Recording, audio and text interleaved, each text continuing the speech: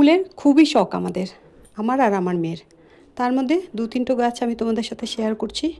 এগুলোকে খুব যত্ন নিতে হয় যেহেতু এখানে ঠান্ডা। আর এই ফুল গাছগুলো একটা তো আছে মনস্টার, আর একটা আছে অর্কিড। তো অর্কিডে অনেক ফুল হয়েছিল গেল বছর।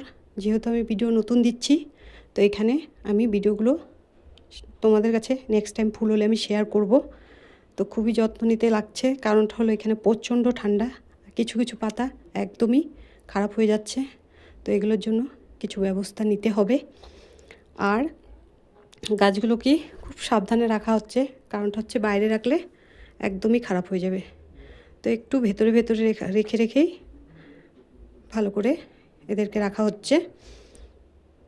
তো আমার তো প্রচুর ফুল আছে, তবুও আমি কিছু কিছু ভিডিও তোমাদের সাথে শেয়ার করি। আর এটাকে আমি তুলে ফেললাম যেহেতু এটা খারাপ হয়ে গেছিলো। আর এই গাছটাকে আমি এটা অনলাইন অর্ডার করেছিলাম, তোমাদের সাথে শেয়ার করেছি।